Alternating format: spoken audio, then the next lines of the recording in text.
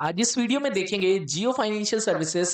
कहाँ ये stock 394 rupees का था, ये 232 रुपीस में आ गया। अबाउट हाफ होने वाला है ये स्टॉक। क्या इसके फंडामेंटल्स हैं, क्या बिजनेस का ओवरव्यू है, किस तरीके से कंपनी वर्क करेगी और क्या फ्यूचर आउटलुक है, इन सारी चीजों के बारे में इस वीडियो में देखेंगे एक एक सिस्टम से। तो जियो फाइनेंशियल सर्विसेज जैसे कि आप बात करोगे, ये 1,50,000 करोड़ के आसपास की कंपनी है। आरओई आरओसी इसमें बाद में देखेंगे। सबसे पहले ये देखेंगे किस तरीके से क्या बना था। तो सबसे पहले अगर आप देखोगे जियो फाइनेंशियल सर्विसेज जियो का एक पार्ट है, जियो का एक सब्सिडरी है। ये एनबीएफसी है, नॉन बैंकिंग फाइनेंशियल सर्विसेज में ये वर्क कर रही होती है। आप इसका चार्ट अगर आप देखोगे तो ये कितना ज्यादा लो हो गया है। ये इतने ही पे इसका आसपास आईपीओ आया था और ये अब वापस से उसी प्राइस पर आ गया है। तो इसका क्या बिजनेस ओवरव्यू है उसके बारे में देखेंगे और एक एक कंपनीज के फंडामेंटल्स के बारे में सीखेंगे, ताकि आप बहुत अच्छे से लर्न कर लोगे कि क्या चीजें हैं। सबसे पहले अगर आप इस बिजनेस की हाइलाइट्स के बारे में अगर आप देख रहे होगे, तो ये इसका एयूएम आप देखो, एसेट अंडर मैनेजमेंट। जैसे आपके बजाज फाइनेंस हो गए और भी जितनी सारी एनबीएफसीज हैं, उसी का एक पार्ट है ये। और ये एक बहुत ज्यादा कॉम्पिटिटिव मार्केट में ये रन कर रहा होता है। तो अगर आप इसमें चीज देखोगे, तो इसका एयूएम 4,200 करोड़ के आसपास का है। और ये कंपनी का कासा रेशियो भी क्वार्टर ऑन क्वार्टर बढ़ रहा है। बट इसमें जो बात करेंगे हम लोग, इसका पी रेशियो ज्यादा है। जितना कंपनी कमाती है वर्सेस जितना उसका प्रॉफिट आ रहा है, तो उसमें बहुत ज़्यादा डिफरेंस है। उस चीज़ को हम लोग देख रहे हैं। जस्ट अगर फॉर द सेक अगर इफ वी टॉक अबाउट कि इसमें देखो जियो फाइनेंशियल का ऐप बन गया है। ये जेन ऑल करके बनाया गया है। इसमें क्या-क्या आपको चीज़ें मिलती हैं। आप क्या कर सकते हो इसमें, आप होम लोन, म्यूचुअल फंड्स के लोन का क्रेडिट हिस्ट्री और सारी चीज़ों में ट्रांज़ैक्शंस कर सकते हो। जितने भी लोन्स का पार्ट होता है, वो सारी चीज़ आप यहाँ पे एक ही ऐप में देख सकते हो, क्योंकि ये कि रिलायंस की सब्सिडरी है जियो का। तो जियो हर एक एस्पेक्ट में मूव कर गया है। जैसे आप जो बात कर रहे हो, जियो मोबाइल से लेकर के टेलीकॉम इंडस्ट्री से लेकर के एनबीएफसीज में जो उनका ऑयल गैस का बिजनेस था, वो एक अलग बिजनेस है। तो in all segments they have launched their businesses. तो अब next if we talk about this business, तो इसमें देखो आपका क्या स्ट्रैटेजी रह रही है। सबसे पहले आपको बिजनेस का ओवरव्यू में समझने के लिए इनका प्रोडक्ट पोर्टफोलियो समझना पड़ेगा। ये रिटेल में क्या करते हैं, म्यूचुअल फंड्स पे लोन देते हैं, होम लोन कराते हैं, प्रॉपर्टी पे लोन देते हैं और सिक्योरिटीज पे लोन देते हैं। तो ये एक तो रिटेल कैटेगरी हो गई है।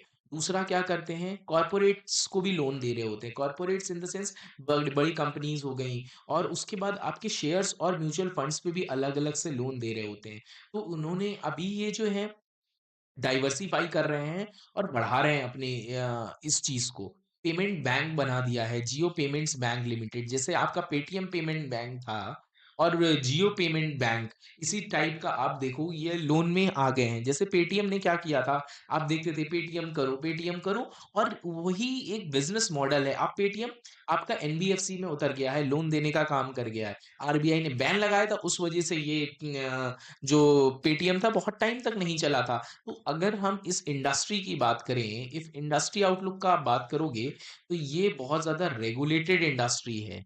रेगुलेटेड मतलब आरबीआई की इंस्ट्रक्शंस के हिसाब से चल रहे होते हैं। जहाँ पे रेगुलेशंस बहुत ज़्यादा होती हैं, वहाँ पे ऑटोमेटिक रिस्क बढ़ जाता है। दूसरा क्या है, बहुत ज़्यादा कॉम्पिटिशन आ रहा है। कॉम्पिटिशन मतलब आप कैसे कम्पीट करोगे, जो नंबर 1 प्लेयर है, वो आप कैसे compete कर पाओगे। But the main advantage is, क्या एडवांटेज क्या है, रिलायंस का ब्रांड वैल्यू। अब आप देखो किस तरीके से कंपनीज चलेंगी।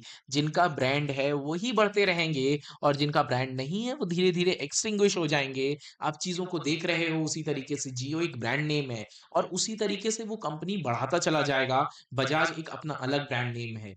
तो these are very high brand names. तो इस वजह से ये ब्रांड नेम की वजह से कंपनी बहुत ज़्यादा आगे बढ़ सकती है। प्रोडक्ट और डिस्ट्रीब्यूशन की बात करोगे, तो प्रोडक्ट और डिस्ट्रीब्यूशंस में आप देखो किस तरीके से डिस्ट्रीब्यूट कर रहे हैं और अर्बन और रूरल में भी ये डिस्ट्रीब्यूट कर रहे हैं। 1.89 मिलियन कासा कस्टमर्स हैं इनके और ये धीरे-धीरे बहुत ज़्यादा एक्सपैंड कर रहे हैं। If we talk about these insurance business, तो इंश्योरेंस बिज़नेस में भी ये कंज्यूमर, इंस्टीट्यूशनल चैनल्स और एम्बेडेड इंश्योरेंस भी करने लगे हैं। तो अगर हम इसके फाइनेंशियल सर्विसेज की बात करूँ, तो इसका फाइनेंशियल सर्विसेज एक स्ट्रक्चर्ड वे में आप देखो, ये जियो फाइनेंस हो गया, जियो लीजिंग इंश्योरेंस पेमेंट बैंक और इसका होल्डिंग बैंक। तो दीज आर अलग अलग कंपनीज हैं ये। और ये जो है आरबीआई से रेगुलेट किए जाते हैं। आपको ब्रॉड व्यू में समझना क्या है, ये एक पब्लिक लिस्टेड कंपनी है जो कि अ, आपकी मार्केट में लिस्टेड है। तो अब आप यहाँ पे देखना क्या इम्पोर्टेंट है, आप देखो कंपनी कितना कमा रही है। अगर आप इसमें ट्रेंड देखना इम्पोर्टेंट है, ट्रेंड किस तरीके से है आपका, वो चीज़ आपको देखोगे। क्वार्टर 3 फाइनेंशियल ईयर 24 में 270 करोड़ था और क्वार्टर 3 अगर क्वार्टर ऑन क्वार्टर की बात करोगे, ईयर ऑन ईयर की बात करते हैं तो क्वार्टर थर्ड में ये 210 करोड़ ये कम हो गया है।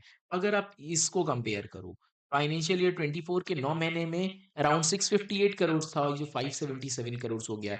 टोटल अगर हम इसमें बात करते हैं तो इसमें क्या चीज़ अपना निकल कर के आ रही है, पैट आप देखो, PAT it is almost same.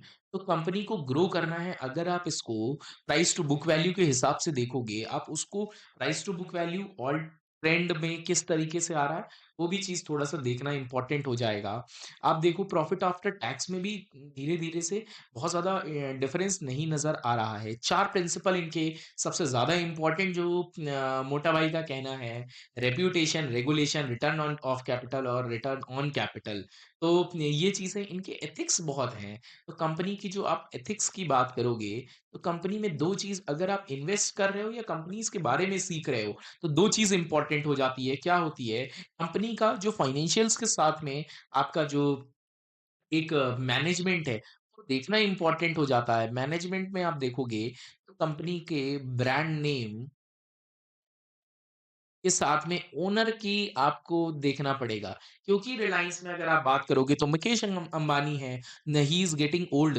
तो अब वो धीरे-धीरे अपनी चीज़ को छोड़ कर के दूसरों को दे रहे हैं, अपने नेक्स्ट जनरेशंस को दे रहे हैं। तो क्या नेक्स्ट जनरेशन भी उसी तरीके से अपनी न बिज़नेस को सँभाल पाएगी जैसे कि जो मुकेश अंबानी ने चलाया है? वो चीज़ बहुत ज़्यादा इम्पोर्टेंट है। तो इस वजह से कंपनीज़ नहीं वर्क कर रही हैं। दूसरा इसमें अगर आप देखो, अभी मैं आपको दिखाता हूँ, ये आप देखो इसका प्राइस टू बुक वैल्यू कितना स्टॉक का पीई आप देखो 92 के आसपास का पीई है। बुक वैल्यू 216 है, बुक वैल्यू के आसपास चल रहा है।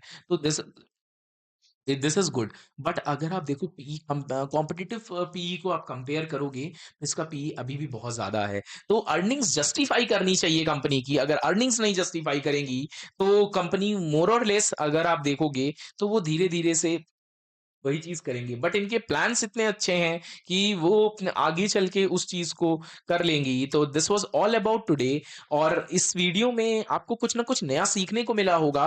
कंपनीज़ के बारे में बहुत जब तक डिटेल में आप नहीं पढ़ोगे, this is a type of educational channel जहाँ पे एक-एक कंपनीज़ के बारे में सिखाएँगे और उनके फंक्शंस को सिखाएँगे। Not at all an investment advice, but अगर आप इस तरीके से करोगे तो बहुत अच्छे से आप रेगुलेट कर पाओगे।